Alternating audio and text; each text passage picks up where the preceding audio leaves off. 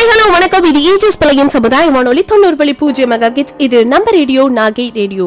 பல சுவாரஸ்யமான விஷயங்களை தொடர்ந்து நம்ம வானொலியில கேட்டு ரசிச்சுட்டு இருப்பீங்க. அந்த வரிசையில இன்னைக்கு என்ன ப்ரோக்ராம்ல இருக்கோம் அப்படின்னு கேட்டா, யூனிசெஃப் CRA மற்றும் ஈஜஸ் பலை சமுதாய வானொலி தொடர்ந்து நடத்தும் வானொலி விழிப்புணர்வு நிகழ்ச்சியில தான் நம்ம இருந்துட்டு இருக்கோம். ஸோ தொடர்ந்து 6 மாத காலமா நிறைய ப்ரோக்ராம் உங்களுக்கு டிஃப்ரெண்டா கொடுத்துட்டு இருக்கோம். இன்னைக்கு நம்ம ஒரு சீஃப் கெஸ்ட்டை இன்வைட் பண்ணியிருக்கோம். யார் அவங்க அப்படின்னு கேட்டா, நம்ம ஈஜஸ் பலை நர்சிங் ஸ்கூல் அண்ட் காலேஜஸ்ல இருந்தா இன்னைக்கு வந்திருக்காங்க. சோ யார் அவங்க அப்படின்னு கேட்டா, நம்ம வைஸ் பிரின்சிபலா இருக்கவங்க ஸ்ரீதேவி மேம் அவங்க தான். சோ அவங்க கிட்ட நிறைய கேள்விகள் நம்ம கேட்க போறோம். அது மக்கள் கண்ணோட்ட பார்வையில என்னென்ன கேள்விகள்லாம் இருக்கோ அந்த கேள்விக்கெல்லாம் பதில் தெரிய போகுது.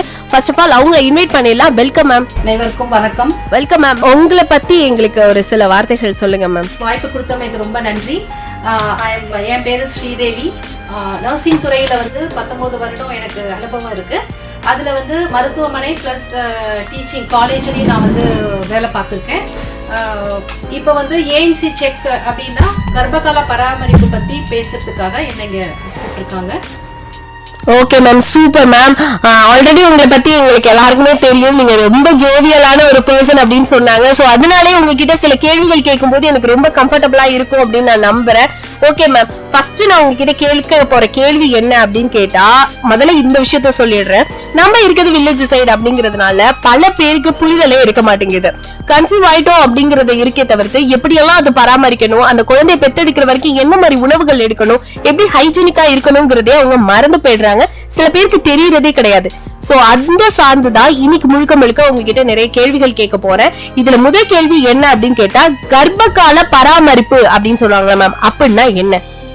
அதாவது கர்ப்பகால பராமரிப்பு அப்படின்னா, ஒரு பெண் கருத்தரிச்சதிலிருந்து குழந்தை பிறக்கிற வரைக்கும் சுகாதார பணியாளர்களால் அவங்களுக்கு கொடுக்கப்படும் முழுமையான பராமரிப்பு. அந்த காலம் முழுக்க அவங்க எப்படியெல்லாம் இருக்கணும், என்ன சாப்பிடணும் அப்படிங்கிறது எல்லாமே அந்த கர்ப்ப காலத்துல அவங்களுக்கு எல்லாமே சொல்லி கொடுப்பாங்க. அதை தான் நம்ம கர்ப்பகால பராமரிப்பு அப்படின்னு சொல்றோம். ஓகே மேம், இது எனக்கு புரிஞ்சிச்சு. இதோட நன்மைகள் என்ன மேம்? இப்போ அவங்க கர்ப்பகால பராமரிப்புன்னு சொல்லி அவங்க மருத்துவமனைக்கு வரும்போது பரிசோதனைக்கு வராங்க இல்லையா? அப்படி பரிசோதனைக்கு வரும்போது அவங்களோட உடலை முழுவதும் நம்ம பரிசோதனை பண்ணி அவங்களுக்கு ஏதாவது ஆபத்து இருக்கா, சிக்கல்கள் இருக்கா, இல்லை முன்னாடியே அவங்களுக்கு முதல் பிரசவம் நடந்திருக்கு அப்படின்னா அதுல ஏதாவது ஆபத்து இருந்ததா, அது எல்லாத்தையும் நம்ம இப்பவே கண்டறிஞ்சு ஆரம்ப நிலையிலேயே கண்டறிஞ்சு நம்ம அதுக்கான சிகிச்சையை நம்ம தர முடியும். இன்னொன்று அவங்க வரும்போது ஒரு முறையும் பரிசோதனை வரும்போது அவங்க எப்படிலாம் இருக்கணும், எப்படிலாம் அவங்கள பராமரிச்சுக்கணும், குழந்தைய பிறந்ததுக்கு அப்புறம் குழந்தைய எப்படி பார்த்துக்கணும், எப்படி தாய்ப்பால் கொடுக்கணும், அதை மாதிரி நம்ம சுகாதார கல்வி கொடுக்கறதுக்கும் அது உதவியா இருக்கும். அது இல்லாம இதுதான் சரியான நேரம் அவங்களுக்கு குடும்ப கட்டுப்பாடு முறைகளை பத்தி சொல்றதுக்கும் ஒரு வாய்ப்பா அமையுது. அது தற்காலிக முறையா இருந்தாலும் சரி, நிரந்தர குடும்ப கட்டுப்பாடு முறையா இருந்தாலும் சரி, இது சரியான நேரமா அமையும். இந்த பரிசோதனைக்கு வரும்போது நம்ம சொல்லும் போது அதை அவங்க கண்டிப்பா அதை ஏத்துப்பாங்க. மொத்தத்துல சொல்ல போனா அவங்களோட நலனை தெரிஞ்சுக்கிறதுக்கான ஒரு ஆப்பர்ச்சுனிட்டியா இருக்குது. ஓகே மேம், அடுத்து மேம் ஒரு முக்கியமான கேள்வி. இப்பதான் நம்ம அந்த இடத்துக்கே வந்திருக்கோம். இந்த ANC செக் அப்படின்னு சொல்லுவாங்க, அதாவது இந்த கர்ப்ப காலத்துல அவங்க எந்தெந்த முறை செக்கிங் வரணும், அதாவது எத்தனை முறை வரணும், எத்தனை மாதங்களா இருக்கலாம், நாட்களா இருக்கலாம், சொல்லுவாங்களே இத்தனை நாள் கழிச்சு வாங்க அப்படின்ட்டு. சோ அதை பத்தி எங்களுக்கு சொல்லுங்க மேம். பரிசோதனைக்கு வரும்போது கண்டிப்பா ஒரு கர்ப்பம் தெரிஞ்ச பெண் பரிசோதனைக்கு அவசியம் வரணும். அதுல முதல் 7 மாதம் வரைக்கும் அவங்க மாதம் ஒரு முறை பரிசோதனைக்கு அவசியம் வரணும். 8வது 9வது மாதத்துல மாதம் 2 முறை வரணும். அதாவது 15 நாட்களுக்கு ஒரு முறை அவங்க பரிசோதனைக்கு வரணும். கடைசி மாதம் வாரம் ஒரு முறை அவங்க கண்டிப்பா பரிசோதனைக்கு வரணும். அந்த வாரம் ஒரு முறை வரும்போது குழந்தை பிறக்கிற வரைக்கும் அவங்க வாரம் ஒரு முறை வரலாம். இப்படி வர முடியாத சூழ்நிலையில இருக்கிறவங்க, அதாவது 7 மாதம் வரைக்கும் மாதம் ஒரு முறை, 8வது 9வது மாதம் மாதம் 2 முறை வரணும். அதாவது 15 நாட்களுக்கு ஒரு முறை, கடைசி மாதம் வாரம் ஒரு முறை அவசியம் வரணும். இத பண்ண முடியாதவங்க உலக சுகாதார அமைப்பு என்ன சொல்றாங்க அப்படின்னா, குறைச்சலா 4 முறையாவது பரிசோதனைக்கு வரணும்னு சொல்றாங்க. அதாவது 4வது மாதத்துல ஒரு முறையும், 6-7 மாதத்துக்குள்ள ஒரு முறையும், 8வது மாதத்துல ஒரு முறையும், 9வது மாதத்துல ஒரு முறையும், அட்லீஸ்ட் இந்த 4 முறையாவது அவங்க பரிசோதனைக்கு அவசியம் வரணும்னு உலக சுகாதார அமைப்பு சொல்லுது. அதாவது 4வது மாதம், 6லேருந்து 7 மாதம்குள்ள ஒரு முறை, 2வது, அடுத்தது 8வது மாதம், 9வது மாதம், இந்த 4 முறையும் அவசியமா அவங்க பரிசோதனைக்கு கண்டிப்பா வரணும். ஓகே மேம், இது ஏத்துக்கக்கூடிய ஒரு விஷயம் தான். ஆனா எனக்கு ஒரு சின்ன டவுட் இருக்கு மேம். என்ன அப்படின்னு கேட்டா, அந்த காலகட்டத்துல எல்லாம் நம்ம செக்கிங்கே பண்ணியிருக்க மாட்டோம், வீட்லயே பிரசவம் பார்த்துட்டு போயிருப்பாங்க. ஸோ அவங்களுக்கும் இவங்களுக்கும் என்ன டிஃபரன்ஸ் மேம்? ஆக்சுவலி இப்போ நீங்க செக்கிங் வரணும் அப்படின்னு சொன்னீங்களே, ஸோ அந்த காலகட்டத்துல எல்லாம் அவங்க பண்ணதே இல்லையே, ஆனா அவங்களுக்கெல்லாம் வந்து நார்மல் டெலிவரி நடந்ததே, ஏன் இந்த காலத்துல இருக்கவங்களுக்கு மட்டும் இது டிராபேக்கா இருந்துட்டு இருக்கு? அதாவது அந்த காலத்துல வந்து அவங்க வந்து பிரசவம் வந்து பரிசோதனைக்கு வராததுனால நிறைய வந்து உயிரிழப்புகள் அதிகமா இருக்குது. அதாவது மெட்டர்னல் மார்டாலிட்டி ரேட்டுன்னு நம்ம சொல்லுவோம். தாய் உயிரிழப்பு பிளஸ் சிசுவோட உயிரிழப்பும் அதிகமா இருந்தது அப்போல்லாம். ஆனா இப்ப வந்து அதோட சதவீதம் பார்க்கும்போது நமக்கு குறைவா இருக்கு. இது காரணம் வந்து என்னன்னா, மக்கள் வந்து கர்ப்ப காலத்துல வந்து முழுமையான பரிசோதனைக்கு வரதுனாலையும், பரிசோதனைக்கு வரும்போது அவங்களுக்கு நம்ம போதுமான அறிவுரைகள் கொடுக்கறதுனாலையும் நம்ம வந்து இந்த இறப்பு சதவீதத்தை வந்து நம்மளால குறைக்க முடியுது. ஓகே மேம், ரொம்ப சூப்பரா சொன்னீங்க மேம். இதுல முக்கியமான கொஸ்டின் நான் எடுத்து வச்சிருக்கேன். இப்ப கர்ப்பமா இருக்கும் பொழுது இந்த உணவெல்லாம் சாப்பிடணும், இதெல்லாம் சாப்பிடக்கூடாது, நெஞ்சு எரியும், இதெல்லாம் குழந்தைங்களுக்கு ஆபத்து அப்படின்னு சொல்லி நிறைய விஷயங்கள் சொல்றாங்க. அந்த காலகட்டத்துல எல்லாம் இந்த மருந்து குழம்பு எல்லாம் வச்சு கொண்டு போயிட்டு இருப்பாங்க. அதெல்லாம் இப்பயும் வந்து சில வீட்டுல வந்து ஃபாலோ பண்ணிட்டு தான் இருக்காங்க. இந்த காம்ப்ளிமெண்டரி ஃபீடிங், அதாவது உணவு பழக்க முறைகள் அப்படின்னா அவங்க என்னென்னலாம் எடுத்துக்கணும், என்ன மாதிரி ஐட்டம்லாம் சாப்பிட்டா அவங்களுக்கு வந்து ஹெல்த் இன்க்ரீஸ் ஆகும் மேம்? அதாவது உணவு முறை வந்து ரொம்ப அவசியமானது. ஏன்னா ஒரு கர்ப்பிணி பெண் வந்து என்ன உணவு எடுத்துக்கிறாங்களோ அதை பொறுத்து தான் அவங்களோட உடல் ஆரோக்கியம், அது கூட சிசுவோட ஆரோக்கியமும் அமைந்திருக்கு. அவங்க சாப்பிட்ற உணவு எல்லாமே வந்து சத்து உள்ளதா, அதாவது சரிவிகித உணவுன்னு சொல்லுவோம். எல்லாமே கலந்த மாவுச்சத்து, புரதச்சத்து, கொழுப்பு சத்து, இரும்பு சத்து, சுண்ணாம்பு சத்து, எல்லா சத்தும் நிறைந்த உணவா வந்து அவங்களோட உணவு இருக்கணும். அது இல்லாம ஈஸியா செரிமான தன்மை உள்ள உணவுப் பொருட்கள்லாம் அவங்க சாப்பிட்றது ரொம்பவே நல்லது.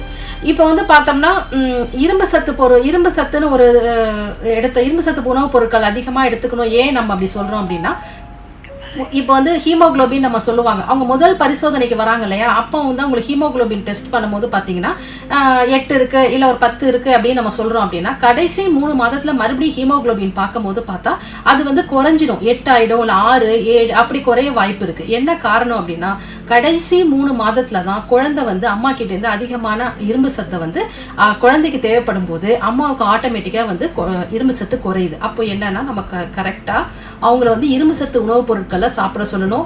இரும்பு சத்து மாத்திரைகளும் நம்ம வந்து அரசாங்கம் வந்து இலவசமாவே நம்ம மக்களுக்கு கொடுக்குறாங்க, கர்ப்பிணி பெண்களுக்கு. இரும்பு சத்த உணவுப் பொருட்கள் அப்படின்னும் போது பார்த்தீங்கன்னா எதுலலாம் இருக்குன்னு பார்த்தா நிறைய வந்து கேழ்வரகுல அதிகமான இரும்பு சத்து இருக்கு. அப்புறம் நாட்டு சர்க்கரை, சிகப்பு அவல்னு சொல்றோம் இல்லையா, இது எல்லாமே வந்து நம்ம வந்து எடுத்துக்கிறது ரொம்ப நல்லது. இப்போ கேழ்வரகை வந்து நம்ம நாட்டு சர்க்கரை கலந்து சாப்பிடும் போது அதிகமான இரும்பு சத்து கிடைக்குது. என்ன ஒன்று, இரும்பு சத்து உணவுப் பொருட்கள் சாப்பிடும் போது காஃபியோ டீயோ நம்ம அரை மணி நேரத்துக்கு முன்னாடியும் பின்னாடியும் நம்ம சாப்பிடக்கூடாது. அப்படியே சாப்பிட்டோம் அப்படின்னா அந்த இரும்பு சத்து நம்ம சாப்பிட்டது வந்து உணவுல நம்ம உடம்புல வந்து அது அப்சார்ப் ஆகாது. அப்போ வந்து அவங்க காஃபி டீயை அரை மணி நேரம் முன்னாடி இல்லை பின்னாடியும் தவிர்க்கணும். அப்புறம் கீரை வகைகளில் பார்த்தா முருங்கைக்கீரையில், முருங்கைக்காய் இதுலலாம் அதிகமான வந்து இரும்பு சத்து இருக்கு. அப்புறம் வந்து எல்லா பழங்கள் இது எல்லாமே அவங்க அதிகமாக எடுத்துக்கணும். அது சுண்ணாம்பு சத்து வந்து ஏன் நம்ம இங்கே வந்து சுண்ணாம்பு சத்து பற்றி பேசுகிறோம் அப்படின்னா, குழந்தையோடைய சிசுவோடைய எலும்பு வளர்ச்சி வந்து சுண்ணாம்பு சத்தை பொறுத்து தான் இருக்குது. அம்மா வந்து சுண்ணாம்பு சத்து உள்ள உணவுப் பொருட்கள் அதிகமாக எடுத்துக்கும் போது தான் குழந்தையோட எலும்பு வளர்ச்சி வந்து அதிகமாக நல்லாயிருக்கும். அது வந்து பார்த்தா பால் வகைகள், முட்டை, கீரை வகைகள் இதில் எல்லாமே சுண்ணாம்பு சத்து வந்து அதிகமாக இருக்குது. அதெல்லாம் அவங்க எடுத்துக்கலாம். மற்றபடி எல்லா பழங்கள் எல்லாமே சாப்பிட்லாம். எல்லா பழமும் சாப்பிட்லாமா அப்படின்னா சில பேருக்கு சந்தேகம் இருக்கும். பப்பாளி பழம் சாப்பிட்லாமா, இது இந்த பழம்லாம் சாப்பிடலாமான்னு சந்தேகங்கள் இருக்கும். இப்போ வந்து பப்பாளி பழம் வந்து என்னன்னு பார்த்தா காயா எடுத்துக்காம வேணா இருக்கலாம். அதில் வந்து ஒரு சின்ன ஒரு லேட்டெக்ஸ்ன்னு சொல்கிற ஒரு இது இருக்குது. அதனால அது வந்து நம்ம எடுத்துக்க வேணாம். பப்பாளி பழமாக சாப்பிட்றது ஒன்றும் பண்ணாது. அது ஏன்னா வைட்டமின் ஏ வந்து அதில் நிறைய நிறைந்திருக்கு. அது மாதிரி அன்னாசி பழமும் நம்ம தவிர்க்கிறது நல்லது தான். பப்பாளி காய் அண்டு அன்னாசி பழம் இது ரெண்டையும் நம்ம தவிர்க்கிறது நல்லது. மற்றபடி எல்லா பழங்களுமே அவங்க வந்து உணவில் எடுத்துக்கலாம். இப்போ நெஞ்சு எரிச்சல்னு சொல்லி சில பேர் வந்து சொல்லுவாங்க, நெஞ்சு எரிச்சலாக இருக்குது அப்படின்னு சொல்லுவாங்க. அது வந்து என்னன்னு பார்த்தோம்னா, இந்த கர்ப்ப காலத்தில் வந்து ப்ரொஜெஸ்ட்ரோன்ற ஒரு ஹார்மோன் வந்து அவங்க உடம்புல வந்து அதிக அளவில் சுரக்கும். அப்போ அந்த ஹார்மோன் அதிக அளவில் சுரக்கும் போது அந்த வயிறு கிட்ட ஒரு ஸ்பிங்டர்னு சொல்லுவோம், கார்டியாக் ஸ்பிங்டர், அது வந்து ஓப்பன் ஆகும், ரிலாக்ஸ் ஆகும். அப்படி ரிலாக்ஸ் ஆகும்போது நம்ம வயிறில் இருக்கிற உணவோட அந்த HCl ஆசிட் இருக்கும் இல்லையா, அது அப்படியே மேலே அந்த உணவு குழாயில் இப்படி ஏறும்போது ஆட்டோமேட்டிக்காக அந்த அம்மாவுக்கு வந்து நெஞ்செரிச்சல் வருது. அப்போ நம்ம என்ன சொல்லணும் அப்படின்னா, அவங்களுக்கு வந்து உணவு வந்து அதிகமாக வந்து காரமோ இல்லை வந்து அதிகமாக காரம் உள்ள பொருளை வந்து அவங்க ரொம்ப எடுத்துக்க கூடாது. அது இல்லாம உணவு வந்து அதிகமா ஒரே டைம்ல நிறைய சாப்பிடக்கூடாது. இடைவெளி விட்டு விட்டு அவங்க சாப்பிடும் போது இந்த மாதிரி அந்த ரீகஜிடேஷன் சொல்லுவாங்க, வயிறுல இருந்து மேல உணவு குழாயில உணவு ஏறுது இல்லையா, அந்த ரீகஜிடேஷன் நம்ம தவிர்க்கலாம். அது வரதுனாலதான் அவங்களுக்கு அந்த நெஞ்செரிச்சல் வருது. அது மட்டும் இல்லாம அவங்க அதிகமான தண்ணியும் குடிக்கணும். தண்ணி வந்து கண்டிப்பா அவங்க அதிகமா குடிக்கணும். யூஸ்வலா குடிக்கிறத விட அதிகமா தண்ணி எடுத்துக்கிறது நல்லது. ரொம்ப சூப்பரா பொறுமையா சொன்னீங்க மேம். எல்லாருக்குமே ஒரு புரிதல் ஏற்பட்டிருக்கும். நீங்க உணவு முறை அப்படின்னு சொல்லும் போது எனக்கு ஒரு கொஸ்டின் ஞாபகம் வருது. இந்த வெயிட் அப்படிம்பாங்களே, ஸோ பிரெக்னன்சி டயத்துல வந்து எல்லாருமே வெயிட் கூடுறாங்க. ஸோ அதுக்கான ரீசன் என்னவா இருக்கும்? எவ்வளவு வெயிட் அவங்க கூடணும் மேம், அதை பத்தி சொல்லுங்க மேம். கண்டிப்பா ஒரு கர்ப்பிணி பெண் வந்து அவங்க கடைசி மாதம் வந்து 10லேருந்து 12 கிலோ வரைக்கும் வெயிட் வந்து அவங்க கூடியிருக்கணும். அவங்க நார்மலா இருக்கிற வெயிட்டை விட இப்போ 60 கிலோ இருக்காங்க அப்படின்னா அவங்க வந்து 70லேருந்து 72 கிலோ எடை கூடியிருந்தா அது ரொம்ப நல்லது. ஏன்னா அது வந்து அந்த எடை கூடுறதுங்கிறது குழந்தையோட வெயிட்டு, அந்த நஞ்சு கொடின்னு சொல்றோம் இல்லையா, அது பனிக்கோட நீர், அப்புறம் மார்பக வளர்ச்சி இருக்கும், எல்லாத்தையும் சேர்த்து தான் வந்து நம்ம வந்து அந்த வெயிட்டு கூடுதுன்னு சொல்றோம். இப்போ வந்து பாத்தீங்கன்னா முதல் 5 மாதம், அதாவது 20 வாரத்துல வந்து எடை வந்து 4 கிலோ ஏறும். ஆனா முதல் எடுத்தோடனே நம்ம 2 மாசம் 3 மாசத்துலயே வந்து எடை கூடலையே அப்படின்னு சொல்லி நம்ம பயந்துக்க வேணாம். முதல் 5 மாதத்துல வந்து வெறும் 4 கிலோ தான் எடை ஏறும். அதுக்கப்புறம் கடைசி 5 மாதம், கடைசி 20 வாரத்துல தான் 8.5 கிலோ எடை கூடும். டோட்டலா பார்த்தா 12.5 கிலோ எடை ஏறலாம். அட்லீஸ்ட் 10 கிலோவாவது நம்ம ஏறுறது வந்து ரொம்ப நல்லது. குழந்தையும் ஆரோக்கியமா இருக்கும். ஓகே மேம், இப்படி ஒரு விஷயம் இருக்கு அப்படின்னு நீங்க சொல்லிதான் எனக்கே தெரியுது. ஓகே மேம், இதுல ஒரு முக்கியமான விஷயத்த நான் வைக்கிறேன். அந்த காலகட்டத்துல எல்லாம் சொல்லுவாங்க, குனிஞ்சு நிமிந்து வேலை பாரு, அப்பதான் குழந்தை வந்து இறங்கும், எப்ப பார்த்தாலும் உட்கார்ந்துட்டே இருக்காத, எழுந்திருச்சு நட அப்படின்னு நிறைய சொல்லுவாங்க. சோ இப்ப வேலை அப்படின்னு பார்க்கும் பொழுது அவங்க குடம் தூக்குறதா இருக்கட்டும், குனிஞ்சு வீடு கூட்டுறதா இருக்கட்டும், ஒவ்வொரு வேலை கண்டிப்பா இருக்கும். அவங்க ஹெவியான வேலை பார்க்கலாமா? அதாவது வேலை பார்க்கணுங்கிறது வந்து கண்டிப்பா செய்யணும். கர்ப்பிணி பெண்கள் வந்து எவ்வளவு வேலை செய்யறாங்களோ அது வந்து அவங்களுக்கு நல்லது. எல்லா லிகமெண்ட்ஸ், மசில்ஸ், ஜாயின்ட்ஸ்ன்னு சொல்லுவாங்க, இது எல்லாமே வந்து பாத்தீங்கன்னா வந்து நமக்கு வந்து ஒரு லூசன் கொடுக்கும். லூசன்னா அப்பதான் வந்து நார்மல் டெலிவரி ஆகிறதுக்கான ஒரு வாய்ப்பா அமையும். ஆனா வந்து என்ன அப்படின்னா, ரொம்ப கடினமான வேலை வந்து முதல் 3 மாதமும் கடைசி 4 வாரமும் வந்து அவங்க தவிர்க்கிறது நல்லது. மற்றபடி வந்து அவங்க எல்லா வீட்டு வேலைகள் எல்லாமே அவங்க செய்யலாம். அதிகமான ரொம்ப வெயிட் உள்ள பொருளை வந்து தூக்க வேணாம். மற்றபடி எல்லா வீட்டு வேலைகள் எல்லாமே செய்யறது வந்து ரொம்ப ரொம்ப நல்லது. அது வந்து அவங்களுக்கு குழந்தைக்கும் சரி அந்த அம்மாவுக்கும் சரி ஆரோக்கியமா இருக்கும். இப்போ வந்து பார்த்தோம்னா நிறைய குழந்தைங்களுக்கு வந்து பார்த்தீங்கன்னா ஆக்சிஜன் லெவல் கம்மியா இருக்கு, பனிக்கூட நீர் கம்மியா இருக்கு அப்படின்னு சொல்றாங்க. இப்போ வந்து ஒரு அம்மா வந்து வாக்கிங் போங்கன்னு சொல்றாங்க. இப்போ வாக்கிங் மேபி வந்து வாக்கிங் வந்து இப்போ எல்லாரும் டாக்டர் சொல்றதுனால நிறைய கர்ப்பிணி பெண்கள் வந்து வாக்கிங் போறாங்க. ஆனா அது என்ன, அது பெரிய பெனிஃபிட்னா, அந்த அம்மா நடக்கும் போதுதான் அந்த ரத்த ஓட்டம் வந்து சீரா இருக்கும் போது அந்த குழந்தைக்கு போதுமான அளவு வந்து ரத்தம் கிடைக்குது. அந்த ரத்தத்துலதான் வந்து அந்த குழந்தைக்கு போதுமான அளவு ஆக்சிஜன் கிடைக்கும். ஆக்சிஜன் கிடைச்சா மட்டும்தான் குழந்தையோட வளர்ச்சியும் வந்து ரொம்ப நல்லா இருக்கும். அதனால அந்த மூவ்மெண்ட் கொடுக்கறது, வேலை செய்யறது, நடக்கிறதுங்கிறது ரொம்ப ரொம்ப குழந்தையோட ஆரோக்கியத்துக்கு வந்து ரொம்ப ரொம்ப நல்லது. அப்ப நடக்கிறது நல்லதுன்னு சொல்றீங்க. ரொம்ப நல்லது. ஓகே மேம், ரொம்ப சூப்பரா சொன்னீங்க. இந்த இடத்துல எனக்கு ஒரு சின்ன ஒரு டவுட் ஒண்ணு இருக்கு மேம். என்ன அப்படின்னு கேட்டா, எல்லா நோய்களுக்குமே வந்து தடுப்பூசி அப்படிங்கிறது வந்து பொதுவாவே நம்ம போட்டுட்டு இருக்கோம். இந்த 2 கால வருஷத்துல வந்து கோவிட் நடக்கும் பொழுதுமே இதுக்கு தடுப்பூசி வந்து நம்ம எடுத்துட்டு தான் இருந்தோம். இந்த கர்ப்ப கால டயத்துல வந்து நிறைய பேர் தடுப்பூசி போட்டுக்கோங்க அப்படின்னு சொல்றாங்க, குழந்தை பிறந்ததுக்கு பிறகும் போட்டுக்கோங்கிறாங்க. சோ இதனால என்ன பெனிஃபிட் மேம் அவங்களுக்கு? அவங்க வந்து கண்டிப்பா கர்ப்ப காலத்துல டிடி இன்ஜெக்ஷன் சொல்லி ஒரு முக்கியமான இன்ஜெக்ஷன், இது எல்லா தாய்மார்களுக்கும் நம்ம போடுவோம். அது ஏர்லி பிரெக்னன்சி அப்படின்னு சொல்லி அந்த ஏர்லி பிரெக்னன்சிலே போட்டுருவாங்க. அதாவது 3 மாதத்துல கூட போட்டுருவாங்க. இன்னொரு 2 ஊசி போடணும். மெயினா டிடி இன்ஜெக்ஷன் வந்து முதல் 3 மாதத்துல, அதாவது 3 மாசத்துல 1 போட்டாங்கன்னா அடுத்த ஊசி வந்து 4 வாரம் இடைவெளியில இன்னொரு ஊசி போடணும். சப்போஸ் வந்து முதல் குழந்தை இருந்து இது 2வது பிரசவமா இருந்தா, 2வது முறை அவங்க வந்து கருத்தரிச்சிருந்தாங்க அப்படின்னா பூஸ்டர் டோஸ் 3 வருஷத்துக்குள்ள இருந்ததுன்னா பூஸ்டர் டோஸ்ன்னு சொல்லி ஒரு இன்ஜெக்ஷன் போடுவாங்க. இல்லைன்னா டிடி இன்ஜெக்ஷன் வந்து 2 போட்டாலே அவங்களுக்கு போதுமானது. ஓகே மேம், இவ்ளோ நேரம் வந்து நீங்க தடுப்பூசியை பத்தி சொல்லும் பொழுது எனக்கு ஒரு சின்ன ஒரு டவுட் வந்துச்சு. என்ன அப்படின்னு கேட்டா, கன்சீவா இருக்க டயத்துல வந்து நிறைய பேருக்கு திடீர்னு வந்து காய்ச்சல் வரும், அவங்களுக்கு வந்து வாமிட் சென்சேஷன் இருக்கும், தலை வலிக்குன்னு சொல்லுவாங்க. ஏதாவது ஒண்ணு ஹீட்ல வைத்த வலிச்சா கூட உடனே என்ன பண்ணுவாங்க, பக்கத்துல இருக்க மெடிக்கல்ல வந்து போயிட்டு ஒரு டேப்லெட் வாங்கி சாப்பிடணும் அப்படின்னு சொல்லுவாங்க. இந்த மெடிக்கல்ல வாங்குறது சரியா தவறா மேம்? இல்ல இந்த இஷ்யூஸ் எல்லாம் இருக்கு, உடனே டாக்டரை போய் நம்ம பார்த்தாகணுமா? கண்டிப்பா வந்து கர்ப்பகால பெண்கள் வந்து கர்ப்பிணி பெண்கள் வந்து மருத்துவரை கேட்காம எந்த ஒரு மாத்திரையோ மருந்தோ அவங்களே மருத்துவ ஃபார்மசியில வாங்கி அவங்க கண்டிப்பா சாப்பிடக்கூடாது. சில மாத்திரைகள்லாம் வந்து ஆபத்தான இது விளைவிக்கிறதுக்கான வாய்ப்பு இருக்கு. அதாவது சில மாத்திரைகள் வந்து நஞ்சுக்கொடின்னு சொல்லுவாங்க இல்லையா, நஞ்சுக்கொடியை கிராஸ் பண்ணி போயிட்டு குழந்தைக்கு சிசுவுக்கு வந்து ஆபத்து விளைவிக்கக்கூடியதா இருக்கும். அதனால எந்த ஒரு மாத்திரையா இருந்தாலும் சரி, இல்ல எந்த ஒரு சிறப்பா இருந்தாலும் சரி, மருத்துவரை அணுகாம அவங்க எதுவுமே சாப்பிடக்கூடாது. எதுவா இருந்தாலும் அவங்களுக்குன்னு பாக்குற அந்த கைனகாலஜிஸ்ட போய் பார்த்துட்டு தான் அவங்க வந்து அந்த மருந்து மாத்திரையை எடுத்துக்கணும் கண்டிப்பா. ஓகே மேம், கண்டிப்பா இது எல்லாருக்குமே புரிதல் ஏற்படும் அப்படின்னு நம்புறேன். ஏன்னா நம்மள பல பேருக்கு வந்து அது தெரியறதே கிடையாது. அவங்களா ஏதாவது ஓனா போய் ஒரு மெடிக்கல் ஷாப்ல மாத்திரையை வாங்கிட்டு அதை போட்டுட்டு அதோட சிம்டம்ஸ் வந்து ரிஃப்ளெக்ட் ஆகும்போது தான் புரிஞ்சுக்கிறாங்க. சோ இது யூஸ்ஃபுல்லா இருக்கும் அப்படின்னு நினைக்கிறேன் மேம். முக்கியமான கொஸ்டின் மேம், எல்லாருக்கும் தூக்கம் அப்படிங்கிறது வந்து எவ்வளவு இம்பார்ட்டன்ட் தெரியும். நம்ம 8 மணி நேரத்துக்கு 1 மணி நேரம் தூங்கல அப்படின்னாலுமே நம்ம ரெஸ்ட்லெஸ்ஸா ஃபீல் பண்ணுவோம். ஆனா இந்த கர்ப்பகால டயத்துல வந்து அவங்க எத்தனை மணி நேரம் தூங்கணும் மேம்? கண்டிப்பா கர்ப்ப காலத்துல வந்து அவங்க இரவு வந்து 8 மணி நேரம் குறையாம கண்டிப்பா தூங்கணும். பகல்ல வந்து மதிய உணவுக்கு அப்புறம் 2 மணி நேரம் அவங்க தூங்கலாம். நைட்டு வந்து பார்த்தா நம்ம 8 மணி நேரம் தூங்கணும்னு சொல்றோம். ஆனா இதுவே வந்து சில பேருக்கு வந்து முதல் 3 மாதம் பார்த்தீங்கன்னா வந்து அந்த கர்ப்பப்பை வந்து மேல கொஞ்சம் கொஞ்சமா வளரும் போது அவங்களுக்கு அடிக்கடி யூரின் போறதுக்கான இது வரும்போது தூக்கம் வந்து அவங்களுக்கு டிஸ்டர்ப் ஆகும். அதே மாதிரி கடைசி 3 மாதமும் வந்து வயிறு பெருசா இருக்கிறதுனால மூச்சு விட கஷ்டமா இருக்கும், இல்லைன்னா சரியா பொசிஷன் பண்ணி படுக்க முடியாது. அதனால கூட அவங்களுக்கு வந்து அதுக்காக பாத்ரூம் போக எந்திரிக்கும் போதும் என்ன ஆகுதுன்னா அவங்களுக்கு வந்து தூக்கம் வந்து டிஸ்டர்ப் ஆகும். அந்த மாதிரி டைம்ல அவங்க வந்து பகல்ல தூங்கிக்கிறது ரொம்ப நல்லது. ஓகே மேம், ரொம்ப சூப்பரா சொன்னீங்க மேம். இதுல ஒரு முக்கியமான கொஸ்டின் என்னன்னா, இந்த காலகட்டங்களுக்கு இருக்கிறவங்களுக்கு ரொம்ப தேவைப்படுற ஒரு கொஸ்டின் தான் நான் இப்ப கேட்க போறேன். டிராவல். ஏன்னா முக்காவாசி பேருக்கு என்னன்னா எனக்கு டிராவல் பண்ண ரொம்ப பிடிக்கும் அப்படின்னு சொல்லிட்டு இருக்காங்க. ஆனா கன்சியூம் ஆன பெரிய டைம்ல வந்து டாக்டர் ஃபர்ஸ்ட் சொல்ற ஒரு விஷயமே என்னன்னா, தயவு செஞ்சு டிராவல் பண்ணாதீங்க, எங்கேயும் வெளியில போகாம வீட்டுல ரெஸ்ட் எடுங்க அப்படின்னு தான் சொல்றாங்க. ஏன் மேம் அதை சொல்றாங்க? அப்ப டிராவலே பண்ணக்கூடாதா கன்சீவா இருக்கும் பொழுது? அதை பத்தி சொல்லுங்க மேம். டிராவல்ன்றது வந்து நம்ம சில நேரம் வந்து தவிர்க்க முடியாது. அந்த மாதிரி ரொம்ப அவசியமான டைம்ல நம்ம வந்து டிராவல் பண்ணிக்கலாம், பாதுகாப்போட டிராவல் பண்ணிக்கலாம்.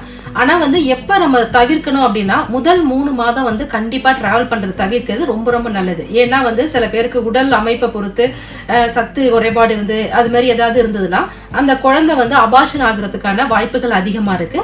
அதே மாதிரி கடைசி 3 மாதத்துல அவங்க டிராவல் பண்ணும்போது குழந்தை வந்து முன்னாடியே பிறக்கிறதுக்கு, அதாவது குறை பிரசவம்னு சொல்லுவோம் இல்லையா, முன்கூட்டியே அந்த கர்ப்பப்பை வலி எடுத்து குழந்தை பிறக்கிறதுக்கான வாய்ப்பு இருக்கு டிராவல் பண்ணும்போது. அதனால முதல் 3 மாதமும் கடைசி 3 மாதமும் அவங்க டிராவல் பண்றதை தவிர்க்கிறது ரொம்பவே நல்லது.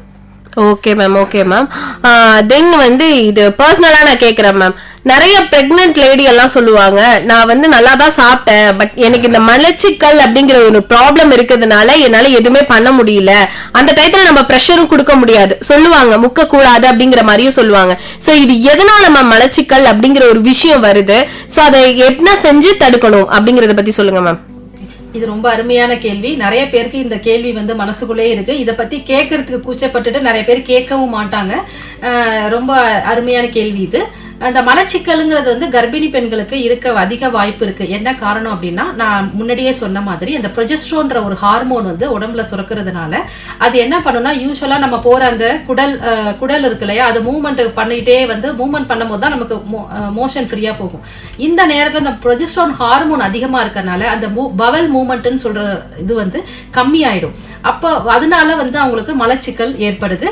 இது ஒரு காரணமா இருக்கும்.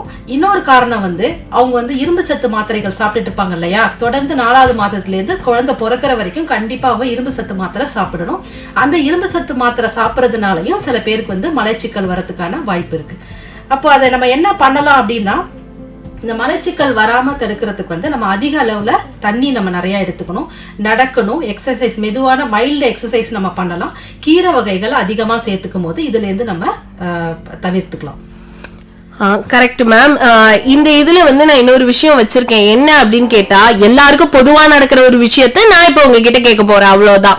இந்த வாமிட் சென்சேஷன், மயக்கம் வருது, எனக்கு தலைவலி, அதுவும் இந்த காலையில எழுந்த உடனே அவங்க அப்பாடா என்னன்னே தெரியல, ரொம்ப தலை சுத்தலா இருந்துட்டு இருக்கு அப்படிம்பாங்க. சோ இது பொதுவா எல்லாருக்கும் நடக்கக்கூடிய ஒரு விஷயம் தான். ஆனா இது எதனால நடக்குது மேம்? அதாவது இந்த மயக்கம், தலை சுத்தல் இதெல்லாம் வந்து கர்ப்ப காலத்துல ஆரம்பத்துல வந்து ரொம்ப அதிகமாவே இருக்கும். அந்த வாமிட்டிங் சென்சேஷன், வாமிட் வர மாதிரி இருக்கிறது, இது எல்லாமே அதிகமா இருக்கும். காரணம் என்னன்னு பார்த்தா, கர்ப்ப காலத்துல ஆரம்ப காலத்துல வந்து பார்த்தோம்னா அந்த HCG அப்படின்னு ஒன்று சொல்லுவோம். அந்த ஹார்மோன் வந்து ஹியூமன் கோரியானிக் கொனடோட்ரோபின் அப்படின்னு ஒரு ஹார்மோன் சொல்லுவோம். அந்த ஹார்மோனோட அளவு வந்து அதிகமா செக்ரேட் ஆகும் அந்த முதல் ஒரு 2 மாதத்துல. அப்போ அந்த ஹார்மோனோட அளவு அதிகமா இருக்கும் போது ஆட்டோமேட்டிக்கா அவங்களுக்கு வந்து அந்த வாமிட்டிங் சென்சேஷன் வந்து அதிகமா இருக்கும். அந்த ஓமட்டுறது, தலை சுத்துறது இதெல்லாம். இதில் அவங்க என்ன பண்ணலாம் அப்படின்னா, காலையில எழுந்திருக்கும் போதே வந்து காஃபி, டீ அந்த மாதிரி குடிக்காம பிஸ்கெட்ஸு, அந்த மாதிரி பிரெட்டு, ரஸ்க்கு இந்த மாதிரிலாம் அவங்க சாப்பிடும் போது அதாவது அதிகமான மாவுசத்து நிறைந்த பொருட்களை காலையில சாப்பிடும் போது அந்த வாமிட்டிங் சென்சேஷன் இல்லாம தவிர்க்கலாம். அது மாதிரி நைட்டும் வந்து அவங்க அதிகமா எண்ணெய் பொருளோ, தோசை, அதிகமா எண்ணெய் பொருள், உப்புமா இந்த மாதிரி ஐட்டம்லாம் அவங்க தவிர்த்தாங்கன்னா காலையில இந்த மாதிரி கொஞ்சம் தொந்தரவுலாம் அவங்களுக்கு இல்லாம இருக்கும். Okay ma'am. நைட் டயத்துலயும் சரி, இந்த கால டயத்துலயும் சரி, இந்த நெஞ்சு எரியுது அப்படிம்பாங்க. அந்த நெஞ்சு எரிச்சதுக்கான காரணம் என்ன? சரி, என்ன பண்ணுனா அந்த நெஞ்செரிச்சதுல இருந்து நம்ம மீண்டு வரலாம்?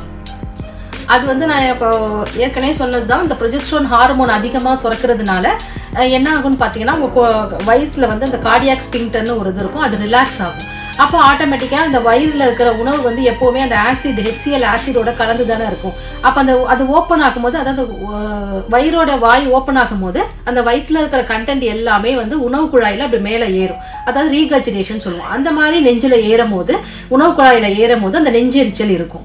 அப்போ அவங்க நம்ம என்ன பண்ணலாம் அப்படின்னு பார்த்தா, அந்த உணவு வந்து ஒரே டைம்ல நிறைய சாப்பிடாம கொஞ்சம் கொஞ்சமா இடைவெளி விட்டு சாப்பிடும் போது இந்த மாதிரி நம்ம வந்து தவிர்க்கலாம். ஏன்னா நம்ம டைம் கொடுக்கணும். அந்த உணவு வந்து அடுத்த இடத்துக்கு நவுந்து போகிறதுக்கு நம்ம டைம் கொடுக்கும் போது அந்த நெஞ்செரிச்சல் இருக்காது. அந்த உணவு வந்து மேலே ரீகஜிடேஷன் ஆகாது.